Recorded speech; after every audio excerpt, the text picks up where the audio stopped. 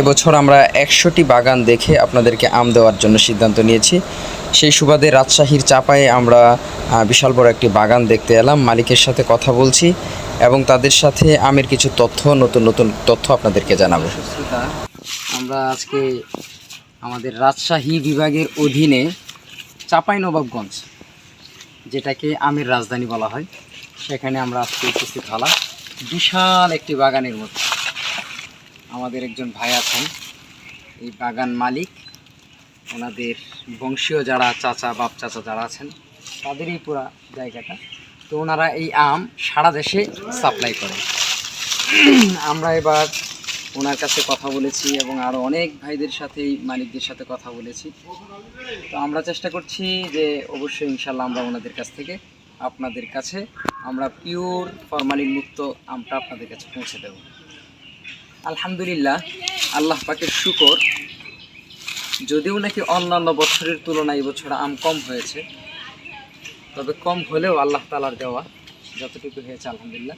যেহেতু বাগান অনেক বেশি, রাজশাহীর এই পরিমাণ বাগান, বিশেষ করে চাঁপাইনবাবগঞ্জ, এখানে এত পরিমাণ বাগান, এত পরিমাণ গাছ, মনে হচ্ছে পুরা রাজশাহী শহরটাই যেন একটা বাগানের অধীনে। তার মধ্যে আমাদের ভাইদের কাছ থেকে শুনবো আসলে বাজার থেকে বা আড়ত থেকে আমরা আমগুলি কেনার দ্বারা দেখি ফরমালিন মুক্ত কখনোই কিনা সম্ভব কিনা, বা ফরমালিন সহ সেই আমগুলি কি আমরা সবসময় খাচ্ছি কিনা, বাজারে কোন ধরনের আমগুলি পাইতেছি, বাজারে কি কখনো এরকম আম হয় কিনা যে এই আমটা আড়ত থেকে নেওয়া হলো কিন্তু ফরমালিন মুক্ত, এটা কি হয়? না, বাজারে যেগুলো বিক্রি হয় বা আড়ত থেকে কিনা হয় ওই আমগুলো আসলে ফরমালিন দিয়ে বা কেমিক্যাল দিয়ে পাকানো হয়। এখন মার্কেটে আম পাকেনি, তারপরেও মার্কেট পাওয়া যাচ্ছে আম 200-250 করে বিক্রি। এখনো আর কতদিন পরে মোটামুটি আম পরিপক্ক হবে? আরও 20 দিন লাগবে। আরও 20 দিন লাগবে, অথচ আমরা ঢাকায় এবং বিভিন্ন শহরে অ্যাভেলেবেল পাকনা আম পাচ্ছি। তো এটা পুরাটাই সম্পূর্ণরূপে কেমিক্যাল দিয়ে পাকানো হচ্ছে। এটা সম্পূর্ণরূপে, যেটা ডাক্তারি বিদ্যায় বিষ বলা। আমরা সুসজ্জন খাচ্ছি এবং স্বাস্থ্যসম্মত আমের জন্য আমরা মূলত এই মাঠে আমরা নেমেছি, আমের বিজনেসে আমরা নেমেছি, যেন সুন্নাভিত্তিক এবং সঠিক পিওর আমটা যেন আমরা জাতির সামনে পেশ করতে পারি। আচ্ছা, আমাদের সাধারণ ভাই যারা আছেন, যারা ক্রেতা আছেন, তারা কি কি লক্ষণ দেখে আমটাকে ফরমালিন মুক্ত বা পিওর আম মনে করতে পারে? এটাকে একটু আসলে ফরমালিন দেওয়া হয় ওগুলো আমগুলো চকচকে খেতে লাল বর্ণের হয়ে যায়, লাল বর্ণের হয়, চকচকে হলুদ হয়ে যায়, হলদে বর্ণের হয়ে যায়। আর হ্যাঁ, যেগুলো এমনি কেমিক্যাল ছাড়া বা এই ছাড়া আমটা ধীরে ধীরে পাকবে, আস্তে একসাথে করে পাকবে না, সবগুলো একসাথে একটা পাকবে দুটো না। পাকবে। আরেকটা বিষয় আমি শুনেছিলাম যে এটা মাছি বসে না, এটা একটা আছে ফরমালিন মুক্ত যেগুলি, সেগুলির মধ্যে মাছি ভনভন করতে থাকে।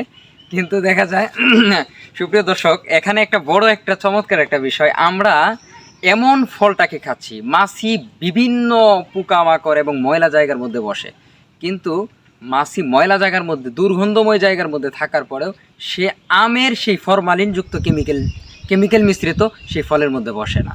অথচ সেই মাছি যে দুর্গন্ধের মধ্যে বসে, সে বসছে না কেমিক্যালের মধ্যে, অথচ আমরা সেটা মজা করে খাচ্ছি, আমার বাচ্চাদেরকে খাওয়াচ্ছি, আমার মাকে বা বোনকে খাওয়াচ্ছি। কতটা বড় ভয়ঙ্কর বিষয়! এজন্য ফরমালিন মুক্ত আম এবং ফল ফ্রুট খাওয়া এটা অত্যন্ত জরুরি।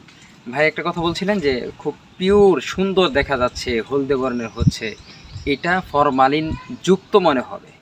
আর যেই আমগুলি মূলত একটু আস্তে আস্তে ধীরে ধীরে পাকতেছে, সেই আমগুলি মূলত ফরমালিন মুক্ত।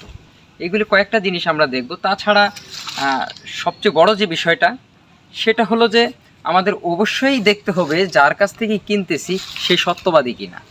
এটা সবচেয়ে বড় বিষয়। যে সত্যবাদী সে না হয়, তাহলে কখনোই আমাকে সঠিকটা দেবে না। আমাকে বিভিন্ন তালগুল পাকায় আমাকে সেই ফরমালিন যুক্ত যেটা, সেটাকে আমাকে আমার কাছে পৌঁছে দেবে। আল্লাহ আমাদের প্রত্যেককে হেফাজত করুন। আমরা ইনশাল্লাহ ভাই এবং আমরা পুরা রাজশাহী বিভাগের মধ্যে আমরা ঘুরছি, শত শত আম বাগানগুলির মধ্যে আমরা ঘুরে আপনাদের কাছে পিওর আমগুলি দিচ্ছি এবং দেব। আমরা সেই অঙ্গীকারাবদ্ধ, আপনাদের কাছে যতটুকু দায়বদ্ধ, তার চেয়ে অনেক বেশি দায়বদ্ধ আমরা হাসরের ময়দানে। কারণ হাসরের ময়দানে আমাদের দাঁড়াতে হবে। আমরা এই দুনিয়ার সামান্য লাভের জন্য হাসরের ময়দানে বিশাল বড় সেই মুসিবতের সম্মুখে আমরা পড়তে পারবো না।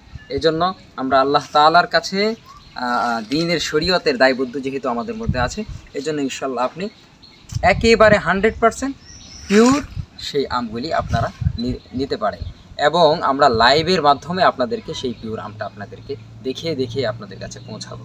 আল্লাহ তাআলা আমাদের প্রত্যেককে সহিভাবে দ্বীনের খেদমত এবং দুনিয়াবি সকল কাজগুলি সহিভাবে করার মতো তৌফিক দান করেন। আসসালামু